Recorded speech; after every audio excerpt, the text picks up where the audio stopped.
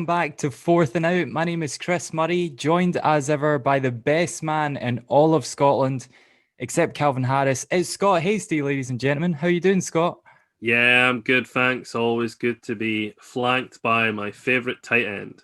You are Here, my tight it's end. like the original like innuendo in the NFL. I remember the first day I heard that when I was about 14. I was like, what do you mean they have a position called tight end? Anyway, how's things? How have you been since the last time we did one of these? Yeah, good. Just been in and about instead of out and about, I suppose. It's sort of late February, and I'm still wearing a Christmas jumper, but that's because it's my Ravens Christmas jumper, which I really love. And for It's the it's a, it's a lot getting dressed up as you've done, so yeah, I'm just going with this. no, for the third episode in a row, I have forgotten to put on my Steelers Christmas jumper, which is in this pile somewhere. I don't know if you can tell, listeners, but since episode 1 and 2, I've moved house. I'm currently in the spare room, which is full of storage, and my other half's office. So slowly as Fourth and Out progresses, once the money starts coming in, we'll be able to do this up. On this wall here, we'll get our, I don't know, signed poster. To Terrible Scott and cows. Chris, we love the show. Thanks, Brady and family, or something like Ah, that. yeah. And yeah, also Scott, get this right. 2 seconds before we started, I was like, my video looks mince, and it looked a bit mince in the last one. Turns out there's a setting where you can change your video to HD, and I did that. And I was like, Oh, I've also used the little bar that says you can touch up your footage. So, for the benefit of anyone that's watching us, I am officially touched up. Now, I still look like a piece of shit, but that's okay. Scott, a lot has happened since last time out in episode 1 and 2. We're here back in episode 3. And the first thing that's happened, Scott, is extremely meta, as since the last time we spoke to each other, we have published our first 2 episodes as well as our bonus episodes. Have you watched them? Yes, and I think my favorite thing, which I wanted to mention, was our introduction slash outro. Yeah, yeah. So for people who have stuck with us through these episodes, but have got no clue what that is, can you fill them in? Well, in the run up to episode 1, Scott, as we mentioned in episode 1, came up with the podcast name Fourth and Out, and it was so much better than all of the ideas that I had because it worked on so many levels. Would a quarterback be in? Would they be out for the next year of their team? And turns out when I was looking up sort of, imaging, all sorts of stuff that we could have used for the show, I came across a game called Fourth and Inches. It was the third ever NFL game. I can't remember what console it was on, maybe like Commodore or something like that. And on YouTube, Scott, I'm not lying to you, their intro music for that game is banging and it's older than me. So I decided we should just adopt that for the show. The game producer who made that game isn't in the game industry anymore. So I can't ask him to use it. And Apple Podcasts, if you're listening, let us on your website. The man he doesn't care. He's not in the gaming industry. He doesn't want money for it. Let us be fine with using the intro. YouTube are fine. Spotify are fine. It's Yeah, difficult. It's a struggle. I think we should try and get an interview with both the creator of the game at some point, but also the player who what's I his think name he's called again? Muffins. Muffins. Yeah, we should try and track down wide receiver Muffins. See if he'd like to come on for an interview. Who scores the touchdown at the end of this show. If that's one reason to watch till the end, it might just be the only one. But yes, I've watched all 3 clips. I'm a big fan of myself, clearly, and you, of course. The reason I asked if you'd watched those 2 episodes and the bonus episode is I wanted to revisit the bonus episodes before we get into the meat of this podcast, where we spoke about the end of season awards. Now, spoilers, by the way, but we kind of got a lot of them right. We got a big chunk of them right anyway. So let's go back through them. It was the night before Christmas, the night before the Super Bowl. The Associated Press Most Valuable Player Award was handed out to the one and only Aaron Rodgers. He took 44 of the 50 votes, with Josh Allen, your boy, taking the other 4, and Pat Mahomes taking the other 2. Who are Scott, the two Borefest that voted for Pat Mahomes? Come I know. on. Yeah, yeah, yeah. Someone the other day in a WhatsApp message to me called him post Mahomes. I was like, how is it taking me like 3 years of his career and nobody said that to me? But yeah, we've not got any debate on this whatsoever. We agreed unanimously at the end of the bonus episode that it had to be Aaron Rodgers. Very sad he didn't show up in the championship game. Well, he did. He had a few errant mistakes, and I think that threw his whole game. But yeah, overall, very, very happy that he got that award. Yeah, I can only sort of back that up. He was certainly the most exciting player last year. I think on the whole, Packers were probably the most entertaining team last year. So yeah, good for him. We'll see how he comes back next year. And then moving on to some of the other awards. We got the Associated Press Coach of the Year. Went to an interesting one, Kevin Stefanski of the Browns. He completely turned the team around, helped win them their first playoff game in God knows how many years. The first playoff game win of this era of the Browns, anyway, like since they became reactivated in 1999. He took 25 votes, Scott, leading against my pick. I was about to say Josh McDermott, but it's Scott McDermott, isn't it? No, wait. Bill's the team. What is it? Sean McDermott. Sean McDermott. Yeah. We just named all of his brothers and his dad. Bill, Jim, John. Yeah. But McDermott took 7 of the votes, and I thought this was unexpected. 6 other votes went to one man. Any guesses? I would probably go for Andy Reid. Oh, it was Brian Flores. Wow. Yeah. Fair enough. But overall, Stefanski, you happy with that? I would say, I don't know. It's an interesting one because I do feel that when clearly with this kind of voting, people like a story, because those 3 coaches you just mentioned, you make a very easy argument that none of them should have gotten it. It should have went to Andy Reid. It should have went to coach of the Buccaneers, Bruce Arians, or it could have went to Packers. There's so many choices that would have made more sense. But for me, I guess I was kind of backing Sean McDermott. I think the work he's done at the Bills has just been incredible, taking them from a complete nothing team to a genuine force in this league, like a scary team to play against. I think the Browns did improve, but did they improve as much as other teams improved? I'm not so sure. And I think with Flores, the story there is really important, and he's doing great things, but I don't know if he's ready for this kind of accolade yet. Yeah, if you remember from the bonus episode, we actually named 2 other AFC North coaches before we named him. Like, Scott, you were big on Tomlin, maybe getting a shout at the award. We also mentioned Harbaugh as well, which, I mean, perennial NFL coaches. They've both been there 14, 15 years now. It's a shame that they didn't take home any of the votes. But alas, that's the only award that was really somewhat controversial to me. Offensive Player of the Year went to Derrick Henry, which is exactly what I wanted to happen. I wanted AP to get MVP and Derrick Henry to take OP. I had named, I think, a few other players, and then you named Derrick Henry, and I was like, nope, I take back everything I said, and I want Derrick Henry to now win. Rodgers taking 5 of the votes, and Pat Mahomes taking the other 5 of the votes. Boring. Yeah, but I know, exactly. Get off the Mahomes hype train. He's dead. Defensive Player of the Year went to Aaron Donald. This was probably the closest one of all of them. He just edged TJ Watt 27 votes to 20, which is a bit of a shame, really, because I really thought this was going to be TJ's year. I'm a Ravens fan, and I have to say it's a total, like obviously Aaron Donald's incredible. We're probably watching one of the best defensive players of all time in the NFL right now with him. But TJ Watt, like the mission and the journey he's been on the past 2 years with the Steelers, he's a real captain, and he's still really young. He will win this award. He will hopefully win others, but like I think it was JJ, who I'm very sure we're going to be talking about a lot on this show.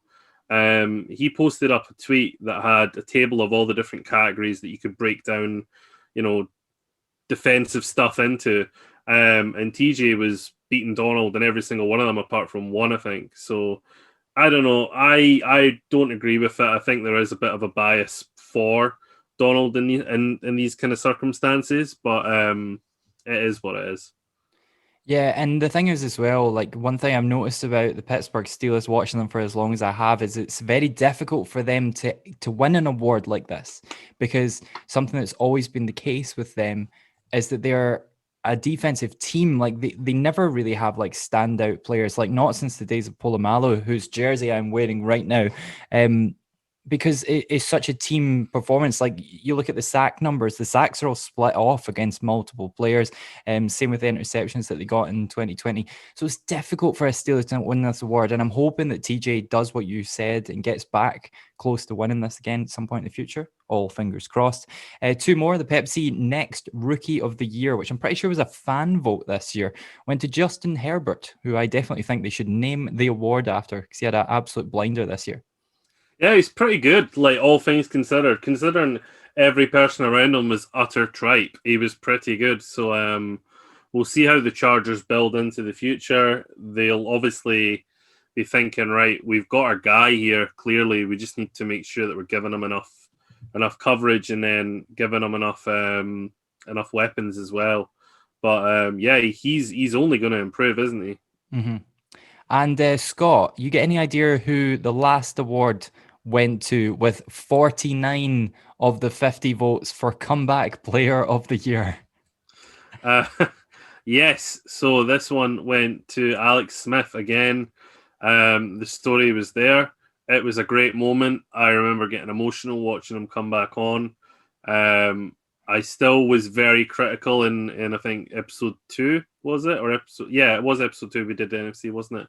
I was still pretty critical about the Washington football team naming him the starting quarterback and continuing forward with that, but he does deserve this accolade, yeah.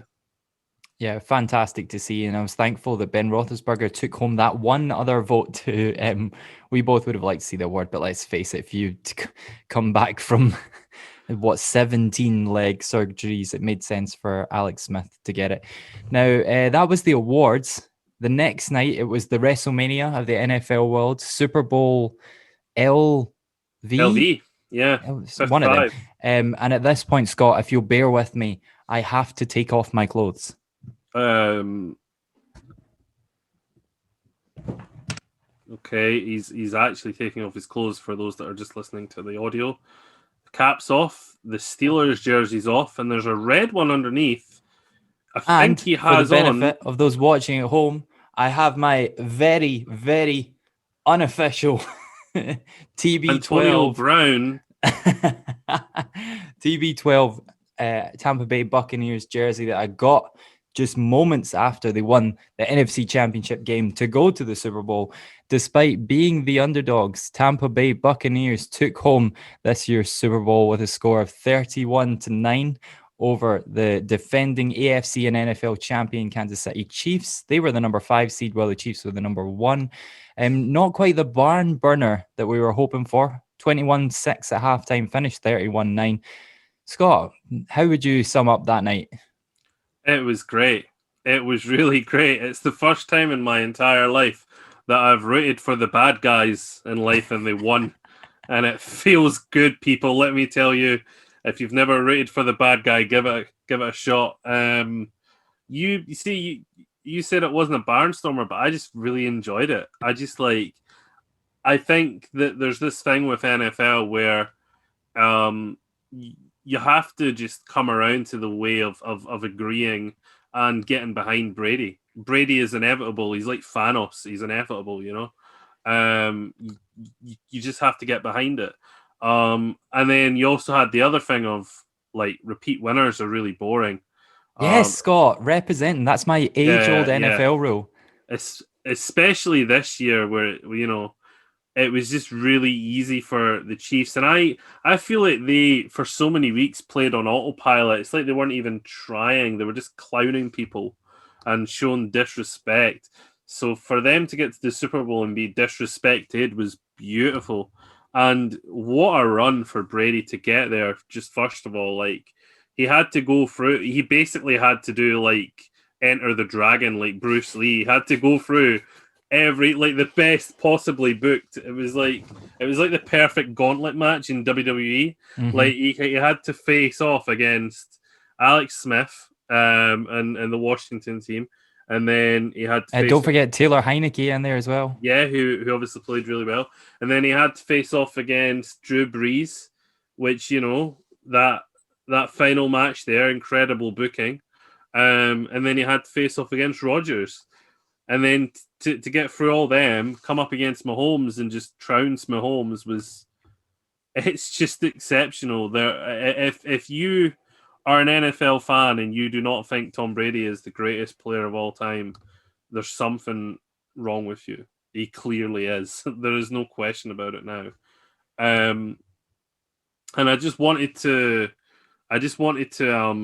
say one other thing about Brady, because Saturday Night Live did a skit a few weeks ago where they went through American life and culture and basically discussed and dissected if it was broken or not. So obviously the American government, broken. Democracy in America, broken. The stock markets in America, broken. Tom Brady, probably the last great bastion of America that still works. I love it. I mean, I've been a massive fan of Tom Brady for a long time now. I did start my NFL life by not liking him because he started my NFL life by destroying the hearts of Steelers multiple times over and over and over again, ending their best season of their entire lifetime when they finished 15-1 in 2004. It all came to a burning, screeching halt at the hands of his Patriots. But I think since like 2009 or 10, I've really respected him and been an open fan of his at least for the last 5, 6, or 7 years. And it was just great to see. It was great to see the old man just doing it so well. Speaking of old men, was this the first one that you watched with your old man? Yes, shout out to John. He really enjoyed it as well. He was back in the Buccaneers, so we both had a good night. I like it. I got some stats I wanted to hit you with, which I just thought were quite interesting. Just sort of quick fire. Brady scored his first quarter touchdown of his Super Bowl career, which I thought was interesting. Yeah, it's taken him this long. It's pretty crazy when you think about it. And how many Super Bowls has he been in?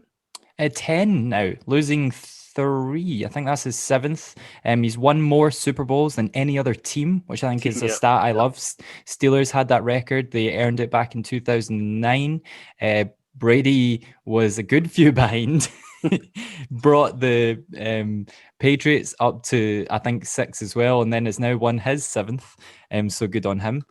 Buccaneers, Scott, quiz question. They join which other team in being undefeated in multiple Super Bowls? Undefeated in multiple Super Bowls. So the only other team that's made Super Bowls and not lost in them. Mm-hmm. The Bills? I'll give you a clue. Mm-hmm. Look at your nipples. I've got trees on my nipples. Is it us? Is it? It is. It's the Baltimore Ravens. Well, yeah. I suppose we've been in 2, haven't we? We've brought the cut back both times. Yeah, brilliant. Chiefs became the 3rd Super Bowl team not to score a touchdown. I think that the Rams definitely didn't do it against Patriots, and who knows who the other one was. Hopefully it wasn't Steelers, because we've had some mince games.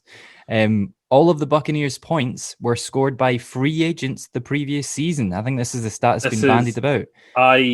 It's so funny, right? Because I just think that if you... There would have been a lot of people that woke up the next morning really butthurt about this, but I just love the fact that 3 pensioners walked into town and just decided to take it home. Like, it is so funny that Gronk and Antonio Brown, and well, not so much Brady, but certainly those two, they don't deserve a Super Bowl. There's players in the league that right now have been working harder and harder to make their team better and better, staying with that team, building with that team, and not winning a Super Bowl. And then here comes Rob Gronkowski, out of being a part-time wrestler, picks up a ring. Antonio Brown, out of just slapping Roger Goodell back and forward and disrespecting his family, Being a part-time arsehole. being a part-time arsehole, walks in and gets a ring, and then Brady, after leaving his daddy's teat for the first time in like 20 years, walks in first season after a pretty kind of season. Mm-hmm. It just wins a ring, and it's so disrespectful to so many teams in the NFL. I love it. Yeah, and it wouldn't be fair to mention the other two as well. Leonard Fournette, a player who has ran over Steelers many times, I've decided I've hated many times, had a decent playoff run, including a touchdown in the Super Bowl, and the first ever Mr. Irrelevant final draft pick to win a Super Bowl, kicker Ryan Suckup. He scored a field goal and 4 extra points, and those 5 players accounted for all 31 of the Buccaneers' points. You'll love to see it. It truly was a beautiful kind of story. But you know what? It opens up so many questions, because here's a few for you, right? Brady, obviously, he doesn't retire. He said it pretty immediately after winning the Super Bowl. He's like, no, yeah, I'll see you next year. But like the rate at which he played, like the way he played towards the end of the season and then throughout the playoffs, it's interesting with him. How many years do we have left of Brady? Because we speak about Big Ben and Rodgers like time is borrowed there, and we've seen Rivers and Breeze dip since we started this podcast. But Brady doesn't look like he's retiring anytime soon. He doesn't look like he's getting worse. Like he just is maintaining this elite level. It's crazy. It really is. I think this season that we've just watched definitely felt much better than the previous season when they went out to the Titans in the playoffs. And yeah, it's just been a fun journey to watch. I think this is the thing with Tom Brady. He's never really looked old. You know how there's been players that have looked old, like Ben Roethlisberger looks old. Aaron Rodgers, when he's got a full beard, he looks old. Brett Favre, at the end of his career with his big white hair, he looked old. But Tom, because of his bloody TB12 sports drugs that he takes, sorry Tom, his beautiful wife and all of his physical trainers, like they do things to him. They put a voodoo hex on him. Somebody check Tom Brady's loft for a picture like that film. What's it called again? That's a terrible literary reference to the guy that has a portrait in his loft. Dorian Gray. Yeah, he is Dorian Gray. Check his Dorian loft. Gray, yeah. I'm so happy you saved me. We would have had to end the episode and start again. Yeah. Tom Brady also has, he joins what other player to have 2 Super Bowl wins with 2 different teams? Do you know that one? 2 Super Bowl wins with 2 different teams. Peyton Manning. Bingo. Yeah. So the age-old debate between Brady and Manning, I think it's been closed. I love Manning as well, and he's much funnier than Tom Brady is, but Brady has definitely outplayed him. And my final stat, one that I love quite a bit, Pat Mahomes gets his first loss by multiple points in his NFL career. Like, holy cow. Like, he's went, 3 years in the NFL now, and that's the first time he's lost by 2 scores. Mad. Yeah, it's the one thing I really don't know. I really don't know how they bounce back or what happens here. I mean, obviously on the face of it, on the surface of it, I'm literally biting into a team that have made the Super Bowl 2 years in a row. They're the best team in the NFL, but what if, like what if he takes this result really badly, and what if they come back next year and there's problems there? It certainly makes it more exciting, like going into next season for the Chiefs, to see what happens. And then another one as well, that affects another team, a completely third entity here, which I'm sure you're not going to like this line of discussion, but what does this mean about Belichick? Because when Brady left, everyone assumed and sort of pegged Belichick for being the one that was the wizard, the Grand Master. But we've seen Brady might have been the secret sauce all along.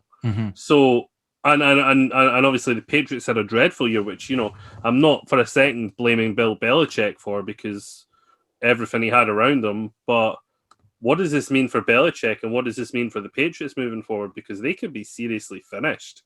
Yeah, you're right. And the only caveat I have to that is that I sort of think that this season statistically throws every, like line graph that is out there on every player and every team. I think this year throws it off because, Patriots had Cam Newton who got coronavirus and definitely suffered as a result of it. We saw that in the flesh. He also had the most amount of players that he lost to coronavirus opt-outs. Yep. So I still think, I think he's a genius for getting the wins that he got in 2020 with the players that he had, but it needs to be better in 2021. We have to see it this year. It has to be better, or else, not Brady, Belichick could get packed and sent off into the sunset. We'll have to wait and see. So in episode 1 and 2, we took a look through all of the NFL starting quarterbacks this year and decided whether or not they'll still be in their jobs this coming season. Now we're now going to expand on it a little bit and take a look at some of the NFL's biggest impending free agents. We're going to pick some each. We're going to tell you where they're going to be come the start of the season in September. Now, Scott, there's 2 caveats to this. First of all, we're not going to talk about any quarterbacks on the list because we already did that discussion in episodes 1 and 2.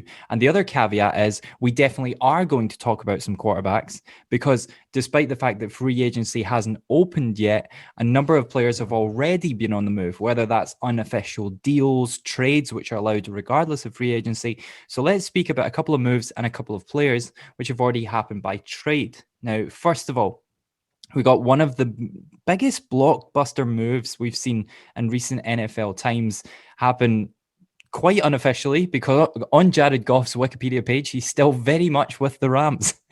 But Matthew Stafford has got himself involved with a guy that I think he is actually pals with.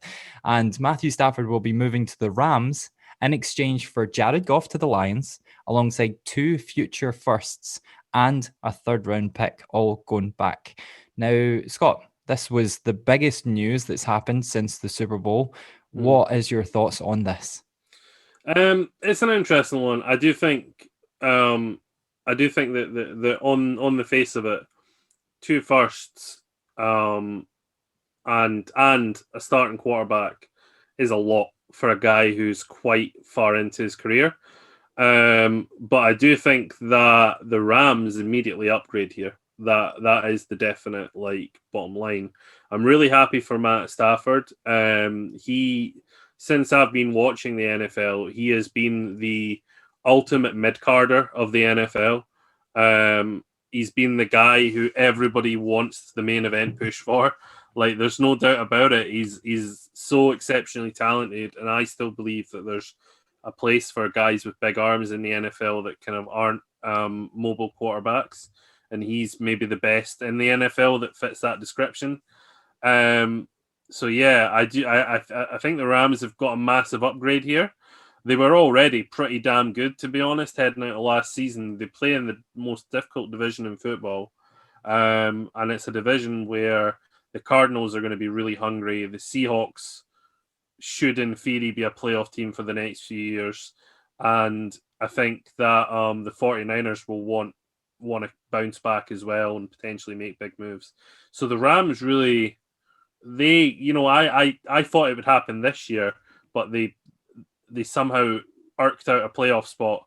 But I have been feeling for a little while that they're going to be the ones that kind of fall away from that division.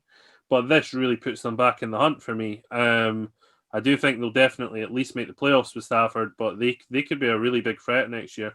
So yeah, in that sense, it's terrific business. In the other sense, I think they might have overpaid. So yes, Stafford's good. And then Goff, I've never really been a fan of, but I do think that he'll get weapons in Detroit. And I think the way that Detroit play football is very haphazard, whereas in LA it's more disciplined. They actually know how to play football in LA, but in Detroit it's just kind of like dime a dozen every game. So I think that Goff will get his opportunity to showcase if he's a good quarterback or not in terms of being able to throw the ball and run the ball himself. But the issue is I don't believe in the backroom staff there. So I think, and I worry if he is rubbish, which I think he could be, then they'll just kind of suffer through that, and the summers of discontent will continue in Detroit. So yeah, I don't think the Lions are going to improve. They are going to get worse, but I'm interested to see if Goff can actually throw a football. Absolutely. I mean, I said to you in episodes 1 and 2, I've never really rated Stafford. Like, me and you predict every game in every NFL season, and there's never been a game where I've been like confident that the Detroit Lions are going to win. Like, it just there isn't a game where they'll walk into as massive favorites.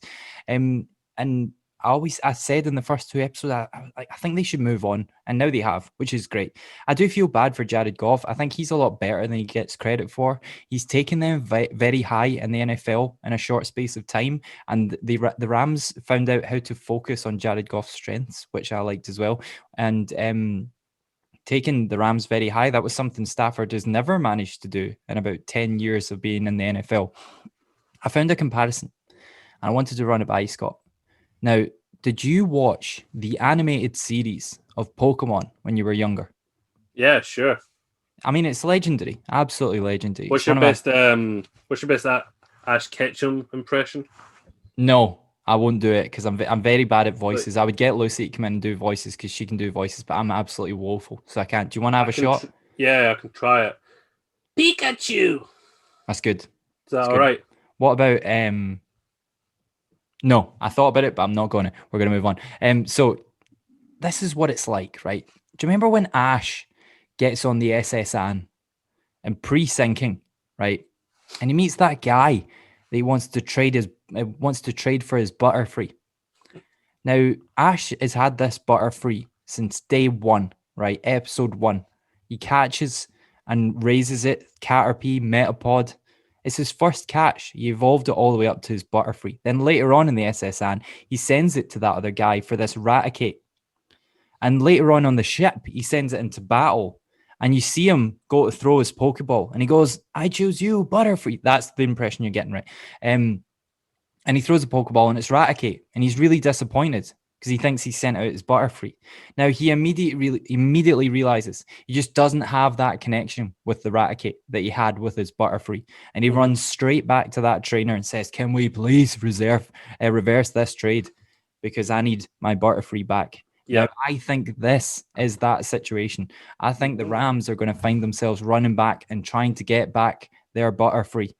But the Rams won't be able to do it. You can't trade back once it's done in the NFL. So I hope there's no mistakes made here, especially for the fact that the Rams have paid a lot to get Stafford. You would think it would be the other way about, what with Goff being the younger quarterback with playoff wins and such. So we're going to have to wait and see. It's going to be an interesting one.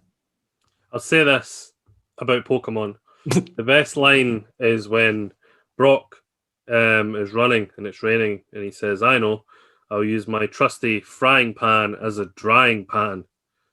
And that's the best part of the whole Pokemon animated series. I don't know if by the end of the animated series, Ash ever paid Misty for wrecking her bike. Remember that? No. What a bastard, man. Stay tuned at the end of this show for the pilot episode of me and Scott's Pokemon podcast. The other big trade that happened over the course of the NFL summer, we'll call it, or the off season, is that the Colts have a brand new quarterback. Carson Wentz has been shipped off to them. I'll start on this one. Like, I feel a bit bad for the Colts. Like, 2 years in a row, they've had to look for new starters after having two quarterbacks that were once in a generation talents in Andrew Luck and Peyton Manning. Now here they are. Luck walked off and they managed to get your boy Phillip Rivers. He had a fairly decent season for them, took them to the playoffs, but then he walked off as well. So now we're back at square one and they've got a brand new quarterback coming in. Here's my issue, right? I don't know who the Colts are. Like, are they a team with a stacked roster looking for a quarterback like the Buccaneers were? Can someone walk in and take them to the Super Bowl? Or are they a team that has a star quarterback who's protecting the rest of the team from looking bad like the Texans? I can't tell which side of the line these guys are. We're going to have to wait and see. I think that Wentz deserved a trade because I think that despite his successes in Philly, and he has had successes, he took a team to the playoffs twice despite never getting there himself. And I think he deserves another opportunity because the one member of the royal family that plays in the NFL, Carson Wentz, he's been good in flashes in the past. So hopefully this works out for him. But what do you think? Well, you've just reminded me of the second best NFL Twitter account ever. Because obviously the best one's Full Gruden. Full Gruden, _Gruden. Yeah. But the second best one was Andrew Luck. It was like the Civil War Andrew Luck. General Luck. General Luck. And he would always write his mum letters from the front line during the Civil War. And I remember I remember when he retired, I got emotional at the fake tweet from General Luck. The closing one was emotional. He's coming home. Right, I got emotional at that over his actual retirement post. But do you want to hear it? Do you want to hear it? Yeah, have you got it? Yeah, of course. Yeah, it's Captain Andrew Luck on Twitter, CAPT Andrew Luck, if you want to go look it up. Dearest mother, I write this important note from our barn as we must. Oh no, wait, no, this is a COVID one. When was it? Oh, why is Captain Andrew Luck left? Right, August 25th, 2019. Dearest mother, the quill has never felt more heavy. I have made the decision to holster my sidearm permanently. I shall battle no more. The decision is difficult. Scott, stop laughing. But as the hogs taught me, I must be true to myself. I am coming home to care for you and the farm. Andrew. Beautiful. It's great. All the comments are just gifs of people crying. Yeah, it's beautiful. And then, of course, in true NFL fashion, second comment, you let us down. Well, yeah. I mean, maybe there's two futures for the Colts. Maybe they just need to pry Luck back out of retirement, which was rumored. But then also, maybe they need to just take Jacoby Brissett out of the friend zone and actually give him a chance to be the boyfriend. Mm-hmm. But I don't think that'll ever happen, and I'm not sure he's good enough to be the boyfriend. I'll say this, right? I am an enormous Carson Wentz fan. I am probably anyone watching this, I am the biggest Wentz fan that you know. I just think he's so underappreciated. So for me, on this trade, I'm first of all really, really happy that he got out of Philadelphia, because I think it was a really toxic environment from him for him in there. Not because of him, but for him. I think the fans really have turned on him, which, you know, I think sports fans in Philadelphia are some of the most passionate in the country. I don't know, Chris, if you've ever seen the YouTube compilations of the night after they won the Super Bowl. No. It's incredible. They literally, like, it's about 10 minutes of people throwing couches out of their own homes, setting fire to cars, and then the policemen there are just like, cool, yeah, fine. Sounds like my pre-lockdown Friday nights. Yeah, I'm actually really confident. This could be a lie, but I'm confident that the next morning the mayor turned up and was like, "Listen, we know there was loads of civil disobedience. We'll pay for it. It's fine." Like, I'm pretty sure the mayor genuinely took money out of the, you know, the city to pay for all the damage that got caused because the Eagles won the Super Bowl. You know, in The Simpsons, when the guy like brings out the note or whatever it is, and he's like, "Yeah, there'll be no new children's school this year," and that's exactly what the Philadelphia mayor was saying. Yeah. Honestly, it's crazy. I'll send you it later. But yeah, I guess like the point I'm trying to make is the fans there are, on the positive side, you know, some of the most passionate in sports. But when they're not winning, that obviously means that they are some of the most passionate in sports. And Wentz got the full brunt of that. I think, and this is tinfoil hat, and I don't have a tinfoil hat with me, but just pretend that I'm putting one on, right? I think there was so much pressure on Wentz at Philadelphia because he did so well in his rookie season, and then he had to watch someone else get the glory, and that sucks for anybody. And then he has had some injury worries. I don't think he's as injury prone as people make out that he is. But the pressure's just never relented on him. But I tell you what did relent, the weapons. The weapons have progressively got worse for Carson Wentz as the years have gone on. And yet he he's the one that gets the blame. So here's something for you, right? Doug Peterson quit because he didn't like being told what to do. That is like official. Like that came out from the inside reporters that Doug Peterson quit the Eagles because he was sick of being told what to do, right? I've also heard that Zach Ertz wants out as well, potentially moving or trying to orchestrate a move to the Colts so he can link back up with Wentz.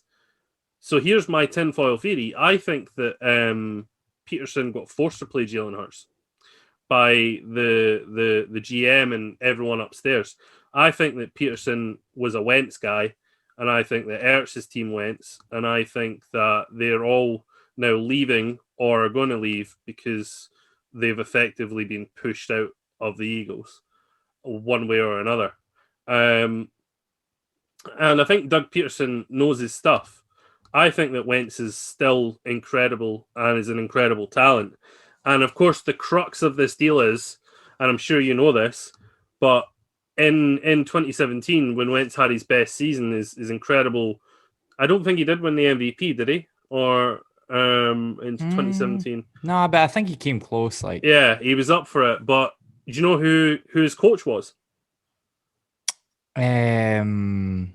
That guy with he liked to use pictures instead of play calls. Chip Kelly? His coach was Frank Reich. Oh, mind him. Of course it would have been. Who's the Colts' general manager or head coach even? Yeah, makes sense, doesn't Frank it? Reich. I never realized that was a bit of a reunion there. So Wentz gets to go back to his Mr. Miyagi now, right? and for me, he gets out of that horrible situation. And just to end point the Eagles, I don't think they're going to be that good with Jalen Hurts. I don't particularly rate what I've seen of Jalen Hurts so far. But anyway, Wentz moves to the Colts. He gets back with Frank Reich, which is great for him. And I think if you look at the Colts last year, for me, they took the worst quarterback of 2019, which was Phillip Rivers. For me, I just his last game for the Chargers was one of the worst quarterback performances I've ever seen. It was awful. And they did pretty good stuff for Rivers. They kind of built around Rivers so that he had a decent season. He managed to take them to the playoffs. So for me, Wentz comes in and he's almost guaranteed the playoffs straight away. Because he can just it's just the same formula, isn't it? Same formula, but in theory, he's already slightly better than Rivers. So like that is like for me an instant success there. He'll probably have better weapons. He's definitely going to have better coaching in Frank Reich. But yeah, it's for me this for Wentz and for the Colts, this can only work out well. But the one thing and the one caveat which I'm not too keen on is the 75% rule. What's the 75% rule? So if you can get it up, that would be great. But the terms of the trade was that obviously the Eagles give them Carson Wentz, and in return they get. So the Eagles get a 2021.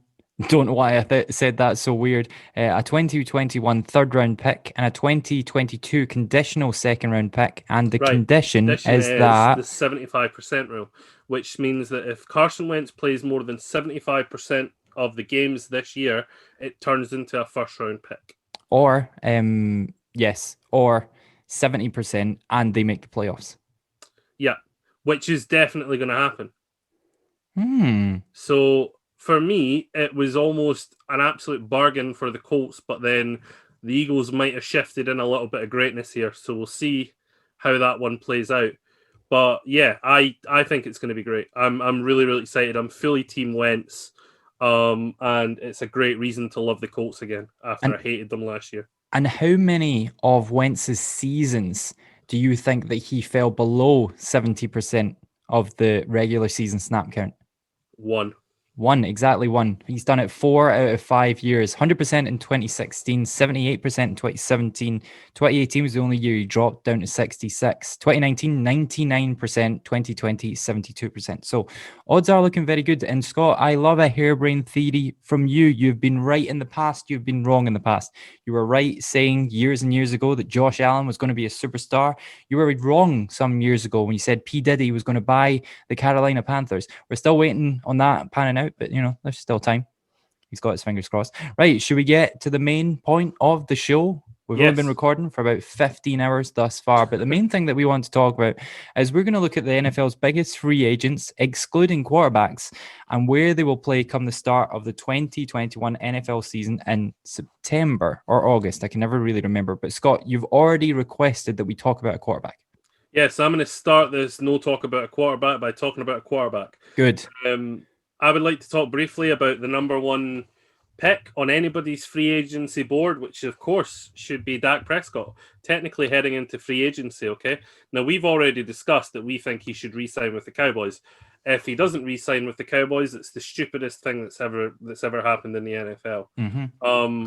And I just I think literally if he didn't re-sign with the Cowboys, there should be at least 28 other teams in that fight. Like I would gladly have the Ravens drop Lamar Jackson tomorrow and sign Dak Prescott. Ooh, okay. I think you're probably right. Yeah. Yeah, he's literally bubbling around the top 5 in the league. He's just incredible. But I just wanted to say that, like, I just want this on recording. They have to re-sign him because if they don't, it is the stupidest thing that's ever happened since I've been watching the NFL. He literally would have taken the Cowboys to the playoffs if he played with the broken leg, like Greg Jennings in that old Madden game, right? He'd have put the team on his back. Yeah, too right. So I just wanted to start with Dak and say, technically the biggest free agent, but he has to re-sign. Good. Do you know what? It's on record, and when it doesn't happen, we will DM Dak Prescott with this video on Twitter, and hopefully he'll get back to us. But Scott, for the 5 players that I want to talk about, I've gone for 3 wide receivers, a cornerback, and an edge rusher. So for the listeners, you can take that with you and try and guess who mine are. But do you want me to start? Do you want to start? Go for it. So the first player I wanted to talk about is a player who I feel like passed me by in 2020, but I'm worried because he's one of the biggest free agent players heading into the next season, and that is Chris Godwin, wide receiver of the Tampa Bay Buccaneers. Now, I think everyone has fallen in love with the Tampa Bay Buccaneers over the last month, so that's a good place for us to start. But I got some thoughts on him. Like, I feel like I don't remember anything he did in the NFL playoffs this season. I had a little look. He had a less than 10 yards receiving in the Super Bowl. He scored 1 touchdown throughout the whole postseason. A couple of games with like 40 yards, one with 70 yards.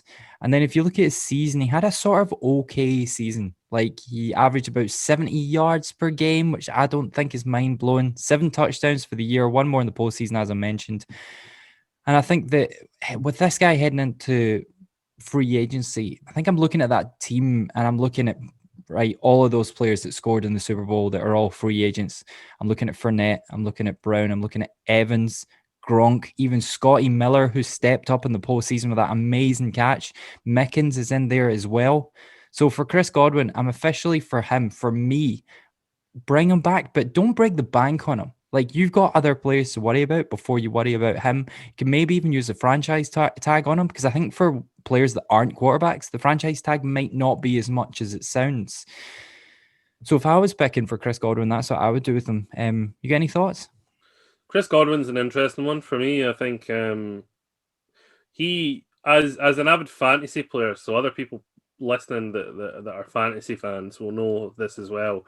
He went from obscurity last year to being like a top 5 fantasy football pick this year, which to me heading into this year, I was like, what? Who? What?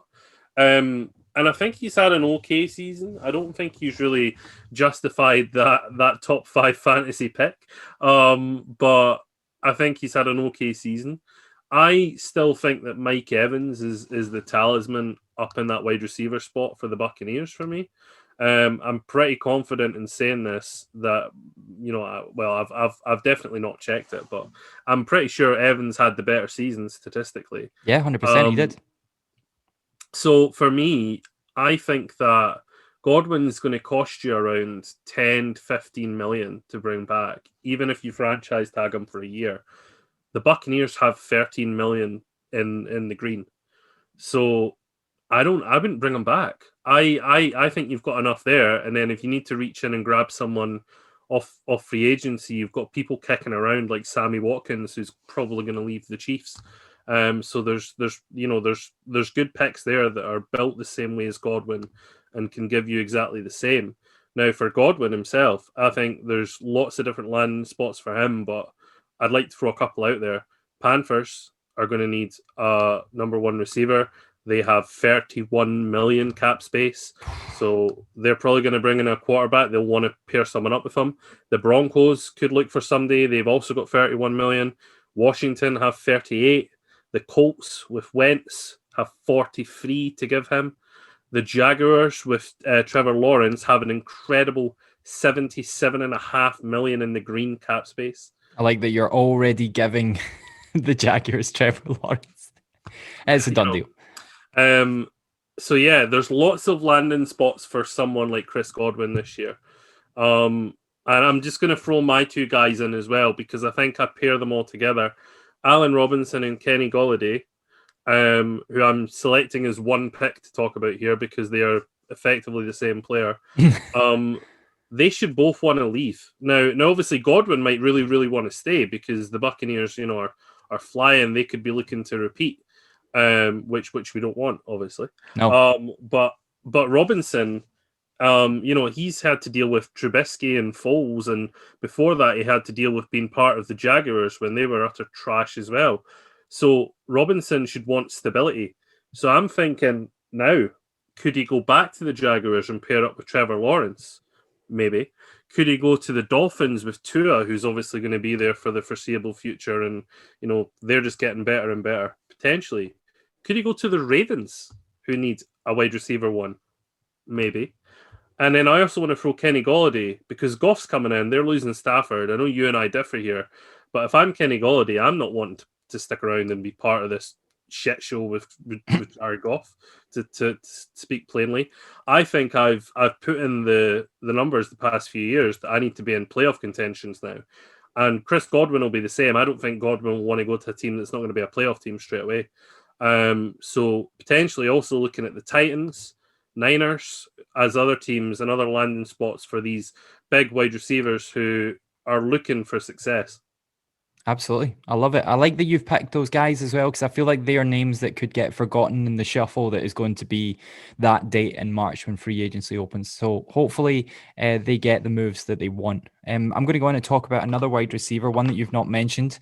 Will Fuller. I'm not going to try and decide which number of Will Fuller he is in his family. So we're just going to call him Will Fuller and not talk about his dad, his dad's dad, or his dad's dad in this show. But Scott, he got a bit of a raw deal when DeAndre left the Texans. I think the key to Will Fuller's success in the NFL was that he was next to Hopkins.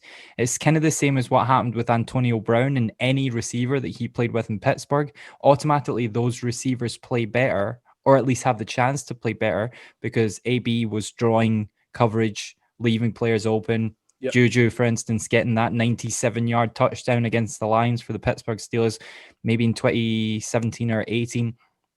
Now, this is where Fuller is different for me, because in 2020, they tried to bump him up to number one receiver.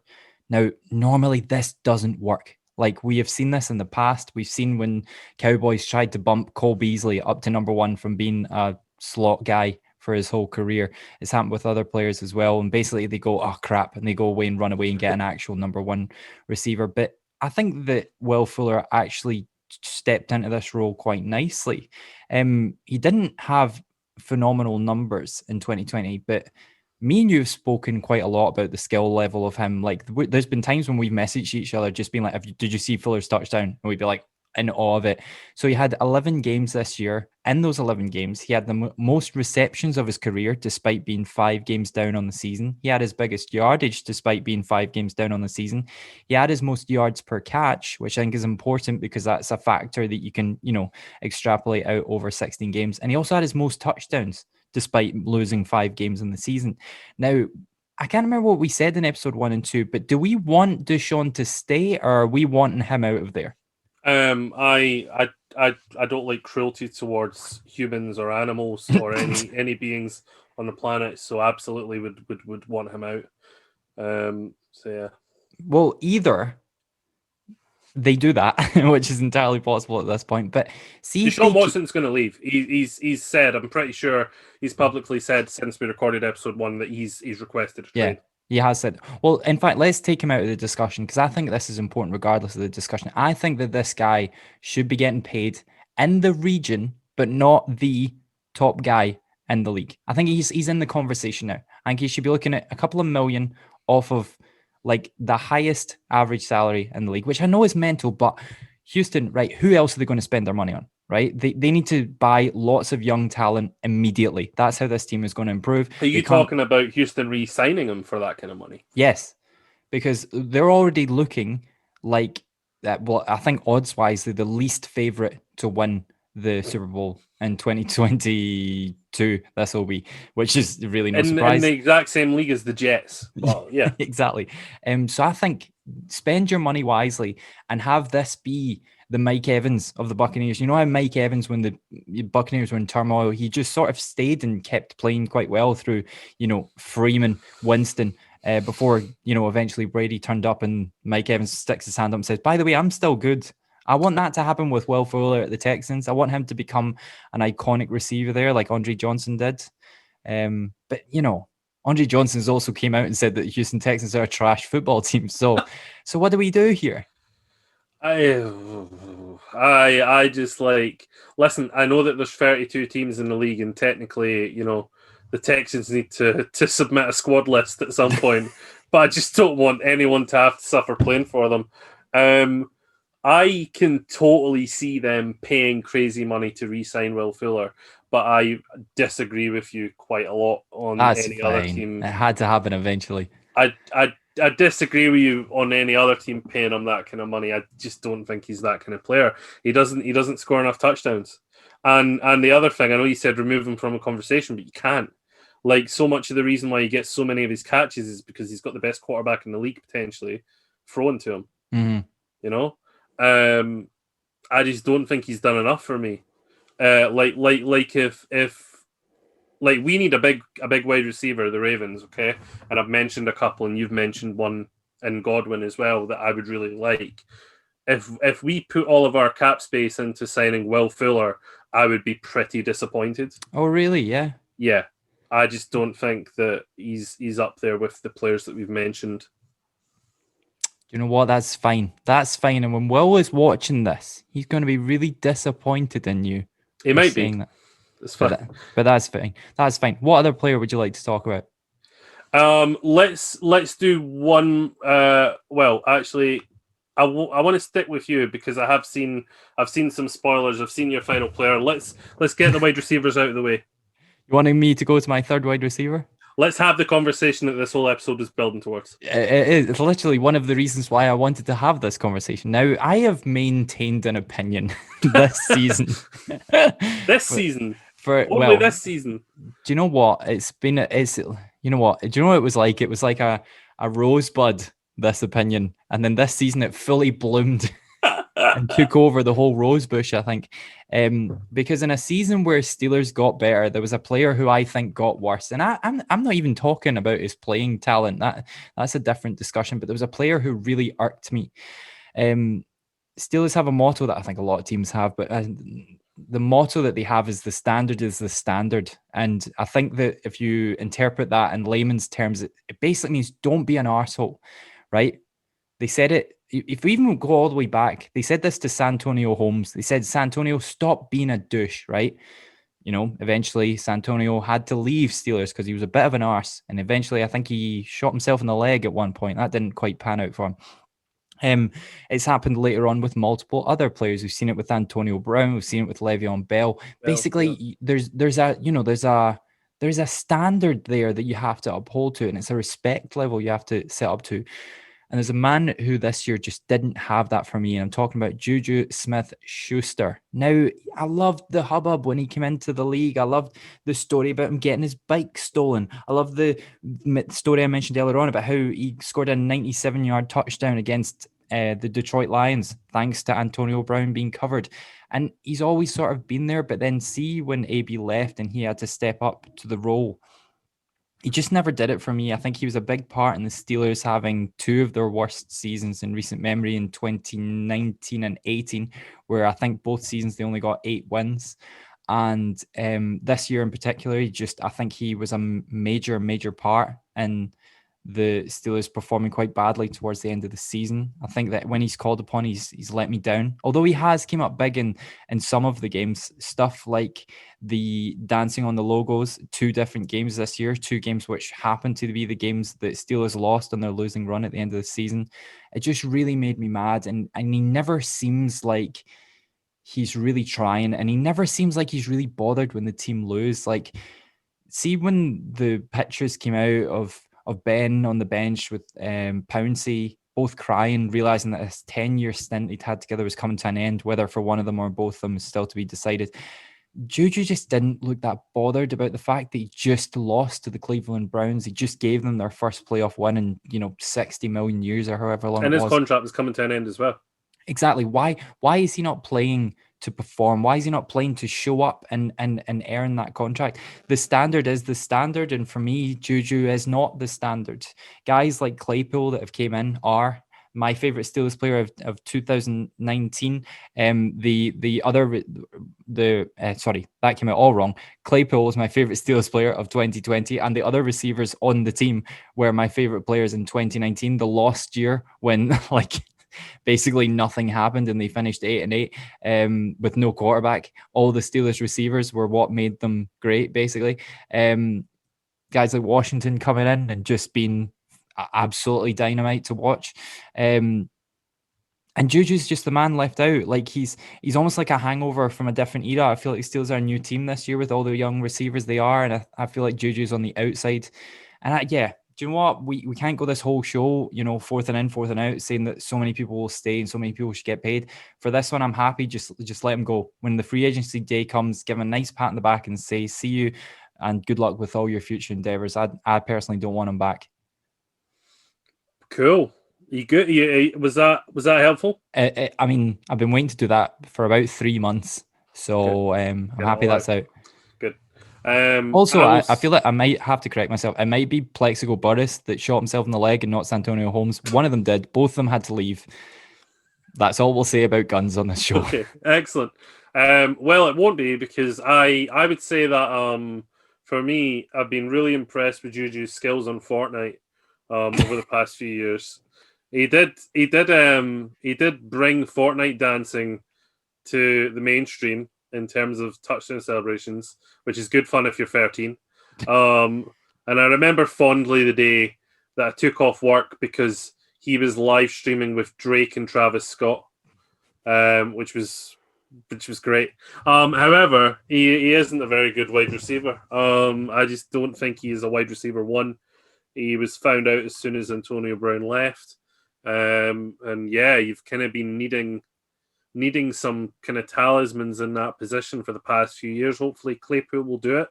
I also want to give a shout out, because I don't think we're going to. I want to give a shout out to James Conner, because I think that he's really underrated. I think he is the standard. I think he's tried to put in the standard as best he can over the past few years.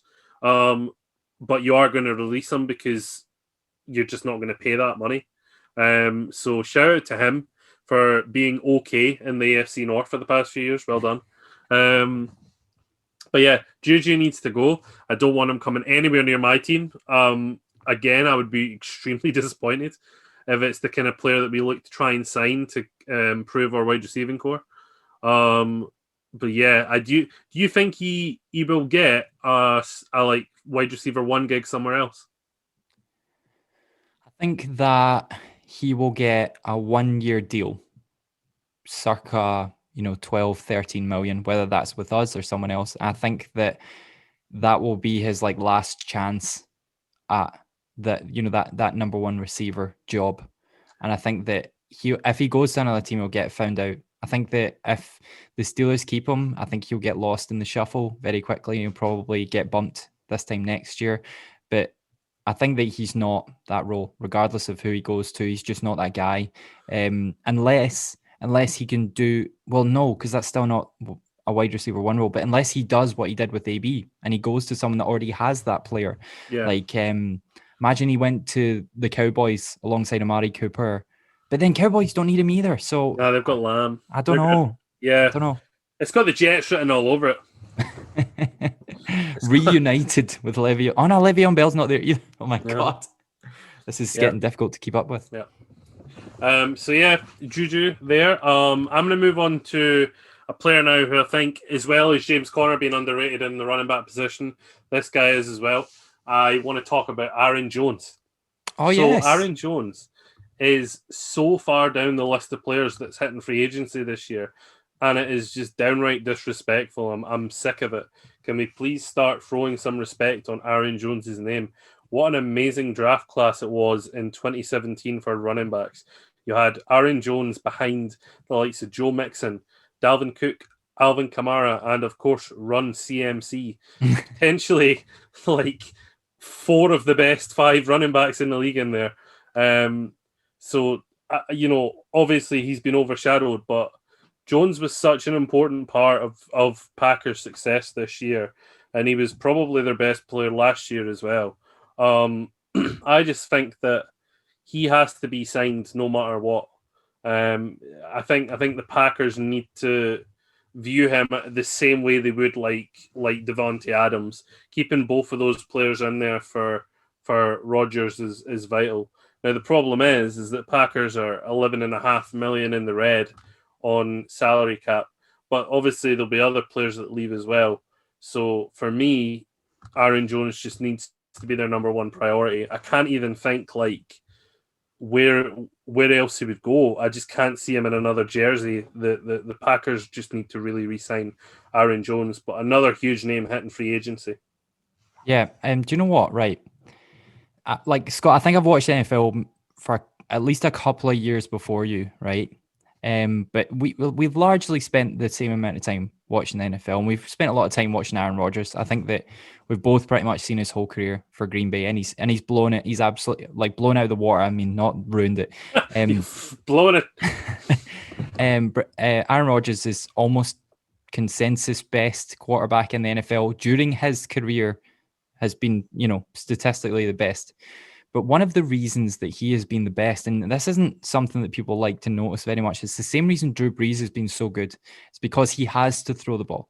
It's because the Saints and the Packers, in this case, are both had terrible run games, pretty much for 20 years, right?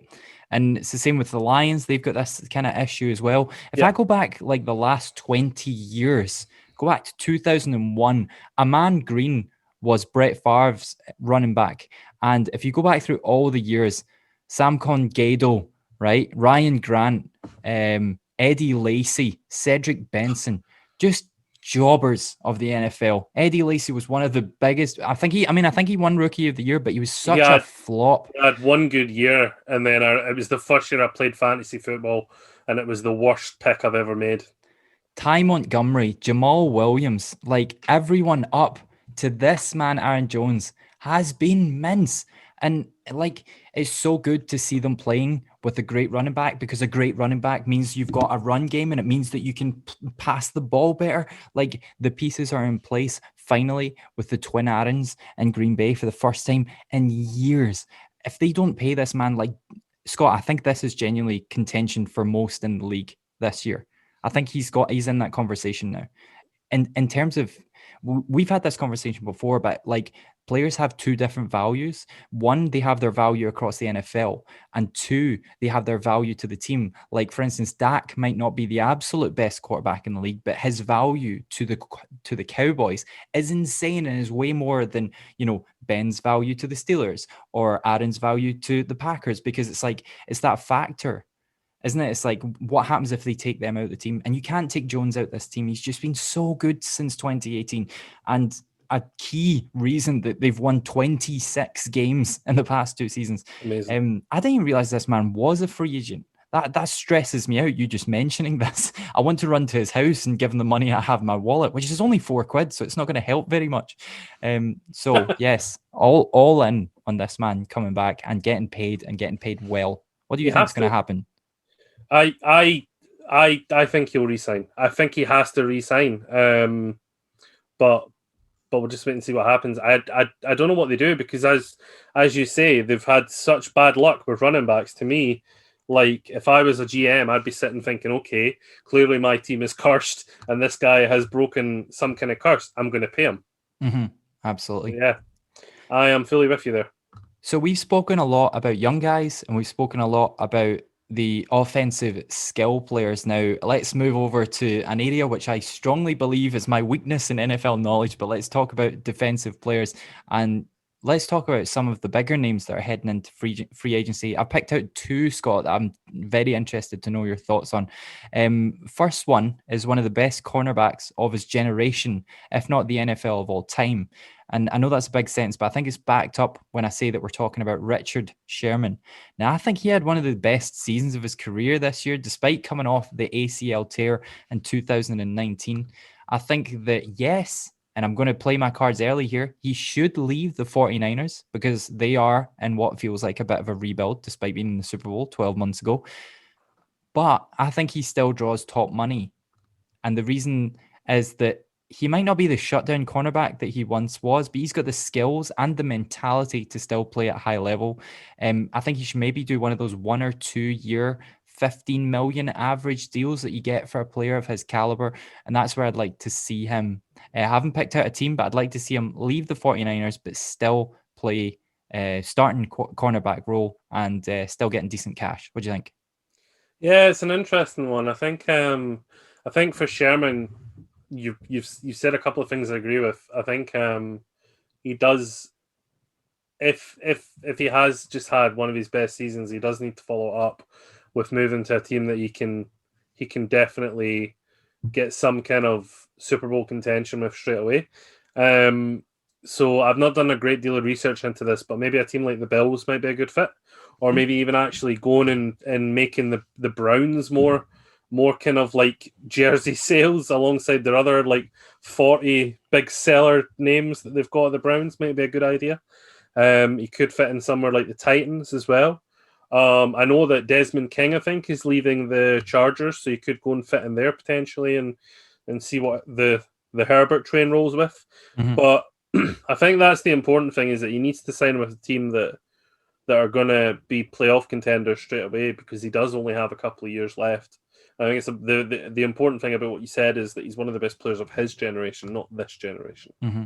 And I think Browns is an interesting one, because Browns have a deal where they sign contentious players. Some might call them Marmite players. Some might call them arseholes. So, I mean, I'm sure that word has been used to describe the Browns, Sherman and the Browns in the past. But, you know, have they not got Ward? Have they not got the other guy who's amazing?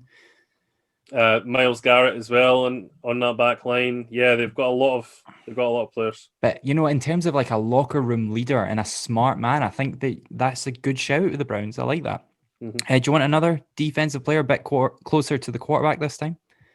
Yes, let's do it. So this is the first player I want to talk about who actually doesn't have a team, because this player has already been cut from his team, I do believe, ahead of a big payday, which I think was going to be coming in March. I'm talking, in fact, this is the most I've been interested in the Texans in my entire life this past hour with you.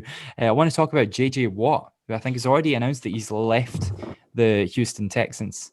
Now, I think it's quite clear to see that JJ is past his best. He's also got a bit of the Gronk character to him, and in the fact that he's been like Terminated, he's been like bionically rebuilt over his seasons in the NFL. But much like Sherm, I think he's still got a lot of gas left in the tank.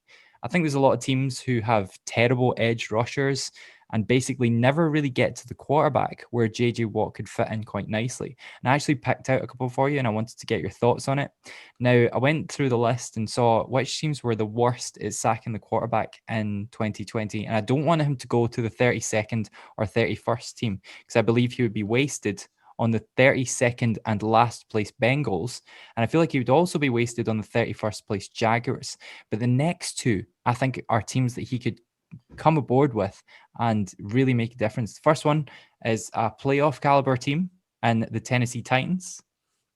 And I'd also maybe like to see him go to the 29th place Raiders, who could definitely do with some more sacks. Like, I think that they've proven that Derek Carr can play and win them games. They beat the Super Bowl champions from 2019 in the 2020 season. They were the only team to do it properly, excluding Chargers, asterisk. And also 28th is Vikings, who I think, again, it's maybe a team that has a decent offense and just needs to up their defense a wee bit. But if I was picking one, I'd definitely like to see him at the Titans. Titans, I think we both have a soft spot for. And absolutely not. I hate the Titans. And I would maybe like to see him there. And of course, have to get this out of the way. Lots of people wanted to beat the Steelers because we already have 2 Watts, but 3 Watts is just too much power for this team. I don't think we can afford him in a million years. So I don't think he's coming here. Yeah, it's an interesting one. I think JJ is kind of the biggest name in free agency for me, which is weird because normally it's it's an offensive player. And obviously we're taking Dak out of this. Again, I can't reiterate enough. If the Cowboys decide to wake up and choose chaos one day and decide not to re-sign Dak Prescott, we're in for the bumpiest ride that's ever happened in the NFL. But they will re-sign him. So I think JJ Watt is the biggest free agent heading into this this offseason. I disagree with you on a little bit. I think he is actually still elite. I think he is obviously playing for one of the worst teams in the NFL, so there's not a lot you can do there. He's not had a great deal of other great players around him, but I do agree with you. I think he needs to sign with a team that he's actually going to make a difference on. I think I've heard the favorite is the Packers, which makes a lot of sense because they're maybe just missing 1 or 2 key pieces of experience on their defense, which he could really bring and maybe help elevate them to the Super Bowl next year. So I like that. I've also heard he could stay in the AFC. I obviously would love to see him come to the Ravens. I wanted to mention that the Ravens are in the process of losing 2 of our very best players, Yannick Ngakoue, who we signed over for peanuts from the Vikings midway through the year, and losing Matthew Judon, who was franchise tagged this year. Didn't know that. Yes, and we have a history of just binning off our sort of edge players and D-line players when they come up for big contract days. We've done it before a few times to my extreme discomfort and endless pain. Now, I love Matthew Judon. He's been one of our best players the past 3 or 4 years. Ngakoue came in, did really good things as well. I don't think we're going to be able to re-sign both of them. I would like us to keep one because I think losing both just makes us extremely open there. But if we lost both and entered the hunt for JJ Watt purely for a Hollywood reason, I'd be really into it. Because it could be Watt versus Watt against you guys, which would be good fun twice a year. So yeah, literally I think, on you could have a play where that could literally happen because you could have JJ tackling Derek. Yeah, I'd love it. So yeah, I think I would like to throw us into the pot, although I don't know if it will happen. But I've read the Packers are one of the teams that could potentially look to bring him in. I've also read that the Dolphins might be a good fit for him. And then I also read about kind of Bengals, Washington, those kind of teams, but he'd be completely wasted at those kind of teams. He needs to sign with a contender. So I hope he does, and I hope it's us. Well, sorry, I'm just going to add in a little caveat clarifying something I said earlier. It wasn't actually cut. He asked for his release, and he left in such a way which actually works quite well for the Houston Texans, as he had 17.5 million for 1 year left on his salary. That was non-guaranteed, so there's no money hanging over anyone. He left because he wants to chase a Lombardi, and he will probably take a discount to do so. He's 32 years old, so he's probably got a fair whack of gas left, but not a lot. So probably 1-2 years with a team who's, in that 16, maybe 12 team contention, I'd say. Yeah, it's going to be exciting. Wherever he lands, I do think he's going to do very well. Absolutely. Any other players you want to name? I'm all out. I really am. It's going to be such an exciting off-season, though, and I think we need to do a couple of other podcasts, because as well as the players that are heading into free agency, everything changes once we get into trade territory. So that will happen. I still firmly believe there are about 15 teams looking for a new quarterback, and it's all over the shop. So it'll be really, really exciting. We need to also do one after the draft, which is of course coming in the spring, because we'll have a better idea of what kind of positions and needs some of the teams need after that. Absolutely. Well, they are just some of our favorite free agents that are going to be moving around or staying perhaps in the NFL. And that pretty much wraps what is episode 3 of our NFL podcast, Fourth and Out. Stay tuned straight Stay tuned straight after this episode for our second bonus episode. We'll be diving into another game of Scott's. Last time, very late in the show, he was like, let's do the NFL awards. And that became our first bonus episode. So stay tuned straight after this for our second bonus episode. Before we get to that, though, Scott, thank you very much for your time. As always, I'll see you. When will I see you? What was the next thing we will talk about? What's the next big feature of the NFL?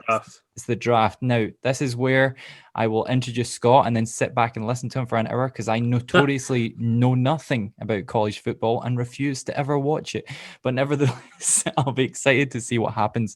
Will Steelers bag another Claypool? Will important changes be made in the NFL when quarterbacks are drafted and other players are bumped to the curb? We'll have to wait and see. But for now, that's us for episode 3 of Fourth and Out. Scott, thank you very much for your time. Thank you very much for having us. And stay tuned straight after this for our very special bonus episode.